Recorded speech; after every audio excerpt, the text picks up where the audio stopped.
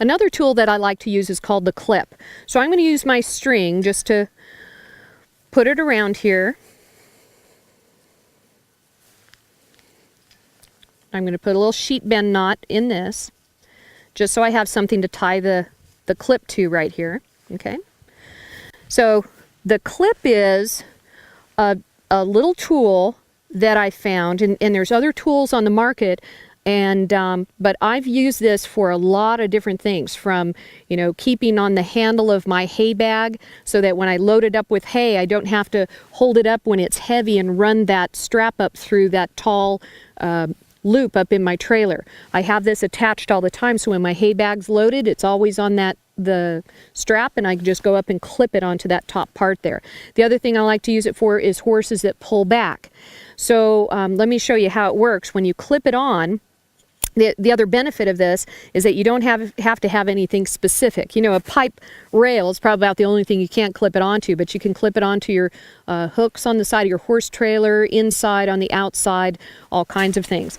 So when I have it like this, how it works with a horse that pulls back is that people use all kinds of things. They use inner tube tires, they use heavy chains that won't break, bungees, things like that. One of the things I'll mention on bungee cords, especially on trailer ties, they put quick release snaps on that. That's on my list of should be outlawed with horses, because if a horse sits back hard enough on a quick release, and the way it's set up at the angle with a trailer tie, those clips will break and they pop back and they go right by your head about eye level. And I'll say that to audiences, and you'll see about 18 people go, yeah, that happened to me. And I was like, I know, it's happened enough times to me. Please do not use a quick release in those. They do not hold. They're not designed to hold that way. Bungees also, bungees and inner tube, the reason it doesn't really fix pullback horses is because we all know horses are motivated by the release or the comfort. So whatever behavior they're demonstrating when they get comfort is what they'll do more of. The problem with the stretchy things is when a horse pulls back, he doesn't get comfort when he stops pulling back. He has to come forwards all the way to get to the comfort. And when a horse is reacting like that, they're in a survival mode. They can't think that far in advance. It makes sense to us because we can kind of think into the future and see consequences. But to a horse, to a prey animal, he just goes, I feel confined, I'm going to push into the steady pressure, and they'll pull back until they break it. And horses, unfortunately, they're doing what nature's telling them to do rather than what seems like would make sense from our point of view, but they don't think like we do. So how you put this on is simply take your lead line, fold it in half, push it through, and loop it like this. And then you're going to hook it into that spot. Now this position has the least amount of resistance. So when the horse pulls, this is going to feed through. And it doesn't look like it does, but this feeds through. Okay, so what happens is when the horse reacts and pulls, he'll pull back with that amount of resistance, but the instant he stops pulling, he gets release. Okay, so what happens with different horses is, again, if they pull and it doesn't give, I've seen horses that are connected to something that will not break. There's not a clip on the rope or anything. They will not break, and a horse will actually pass out. It cuts off their oxygen supply, it cuts off their wind, and they will actually fall down to the ground. It's still tied. Okay, so if you're a beginner into horses and you haven't seen stuff like that, believe me, horses do some of the strangest. It seems really strange to us, but somehow it makes sense to the horse because they're a prey animal. They go into a survival mode. So this tool is designed to teach a horse that when it pulls, it's going to not be comfortable, but the instant it stops, it gets release.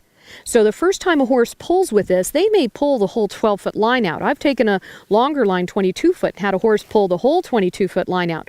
But the next time I tied the horse up to it, they pulled about half the distance. The next time, half that distance. So I keep doing this and doing things to cause the horse to pull back. And that's a whole nother video on how to deal with a pullback horse. But if you have a horse that has a tendency to unpredictably set back and pull back, this is the clip that I like to use. So this setting right here has the least amount of resistance. If you want a little bit more resistance, you can reposition it to come down in between right here. And if your rope is a smaller diameter, you can dial this little deal right here and make this fit up and put even more resistance on it. Now on my hay bags and things like that, I go ahead and change that position just clear down to here.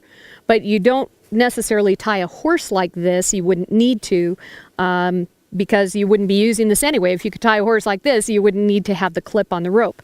Now, one of the recommendations from the clip people, and this is other products as well, is people say, well, when a horse pulls back, he'll pull back forever. That's not necessarily true. I have reconditioned horses using tools like this, and before these came out, what I used to do is take a big stout hitching rail, and I would take that rope, take the lead rope, and just put it around it. That's a pretty common thing that people do when a horse pulls back.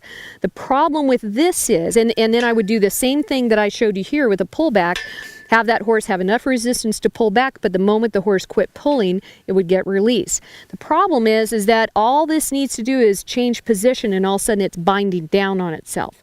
And also it's hard to get just the right amount of surface area to give you that resistance. This has a lot more adjustments. This technique isn't bad. I've used it plenty, but this one is kind of a foolproof way to leave your horse tied. So again, like anything, these things, I've not had one of these breaks. I've used them for years. I've not had one of these breaks. It's really one of my preferred products. And the clip is just something that I use in a lot of different ways. I have about 4 of them in use all the time.